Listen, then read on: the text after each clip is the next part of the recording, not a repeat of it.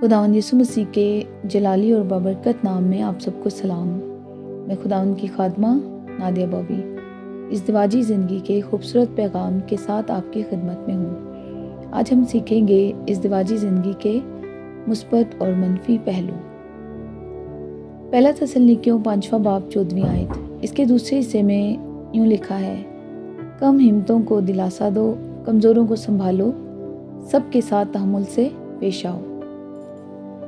ہر انسان کی زندگی میں خوبیاں اور خامیاں پائی جاتی ہیں، اور شادی کے معاملے میں بھی ایسا ہی ہوتا ہے۔ مطلب ایک لڑکا اور لڑکی اپنی خوبیوں اور خامیوں کے ساتھ پاک عہد میں باندھے جاتے ہیں۔ مطلب ایک لڑکی جو ہے وہ اپنی خوبیوں اور خامیوں کے ساتھ بیوی بنتی ہے، اور ایک لڑکا اپنی خوبیوں اور خامیوں کے ساتھ شوہر بنتا ہے، اور پھر وقت گزرنے کے ساتھ ساتھ انہیں ایک دوسرے کی خامیوں اور خوبیوں کے بارے میں پتہ چلتا ہے۔ خوبیاں سب کو اچھی لگتی ہیں، مگر خامیاں ایک دوسرے کے لیے ناقابل برداشت ہو جاتی ہیں۔ مطلب خوبیاں قبول کر لی جاتی ہیں، مگر خامیاں یا تو رشتوں میں جدائی کی صورت اختیار کر لیتی ہیں، یا پھر ایک دوسرے کو برداشت کرتی ہیں۔ اور پھر اسی وجہ سے کئی جوڑوں میں تنقید، بحث، ضد، غصہ اور تلخ مزاجی آ جاتی ہے۔ ازدواج میں خامیاں یا کمزوریاں رویے سخت کر کے ایک دوسرے سے بے دل کر دیتی ہیں، اور پھر ایسے جوڑے ایک دوسرے سے خوشی اور سکون نہیں بلکہ آنسو اور تڑپ لیتے ہیں۔ شادی شدہ زندگی میں ایک دوسرے کی کمزوریوں اور خامیوں میں تحمل، برداشت اور صبر کا مظاہرہ کرنا تھوڑا مشکل ضرور ہوتا ہے، مگر خدا کا کلام ایسے وقت میں بھی ہماری رہنمائی اور حوصلہ افزائی کرتا ہے۔ لکھا ہے، کم ہمتوں کو دلاسا دو، کمزوروں کو سنبھالو، سب کے ساتھ تحمل سے پیش آؤ۔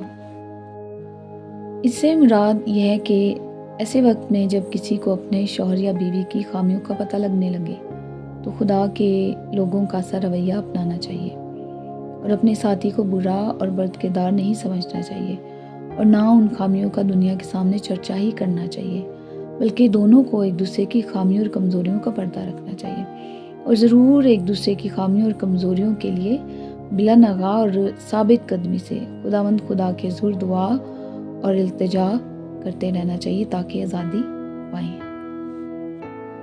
اور ایسے کمزور لمحات میں اگر کوئی اپنے ساتھی کو خود سے کسی بھی طرح الگ کر دیتا ہے تو اس کی زندگی کو اور بھی برے کام کرنے کا بڑھاوا دیتا ہے۔ اس لیے خدا کا کلام کہتا ہے، پہلا کرنتھیوں 7واں باب 16ویں آیت، کیونکہ اے عورت، تجھے کیا خبر ہے کہ تو اپنے شوہر کو بچا لے، اور اے مرد، تجھ کو کیا خبر ہے کہ شاید تو اپنی بیوی کو بچا لے۔ اس لیے ہر شوہر اور بیوی کو ایسے حالات میں خدا سے مدد مانگنے کی ضرورت ہے۔ یہ شاید مشکل اور تکلیف دہ تو ہو سکتا ہے، مگر ناممکن نہیں، کیونکہ خدا کی محبت اور پیار ہمیں یہی سکھاتا ہے۔ میرے بھائیوں بہنوں، اس بات کو ہمیشہ یاد رکھنے کی ضرورت ہے کہ اس دنیا میں پرفیکٹ اور کامل کوئی نہیں ہو سکتا۔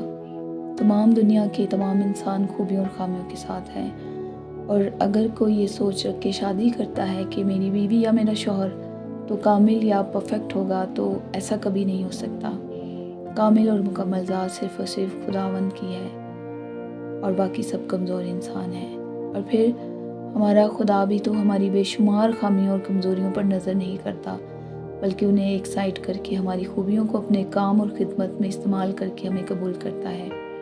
اس لیے ہمارا بھی ایسا ہی رویہ ہونا چاہیے کہ اپنے ساتھ جڑے ہوئے لوگوں کو، چاہے وہ تعلقات کی صورت میں ہیں یا رشتوں کی صورت میں ہیں، ان کی خامیوں کو ایک طرف کر کے خوبیوں کی تعریف کریں اور انہیں سراہیں۔ اس لیے آئیں ایک دوسرے کی خامیوں اور کمزوریوں کو نظر انداز اور معاف کر کے رشتوں اور تعلقات کو بحال کریں، اپنی اور دوسروں کی زندگیوں میں خوشیاں بکھیریں اور آسانیاں پیدا کریں، تاکہ اس مختصر سے زندگی کو بھرپور جی سکے۔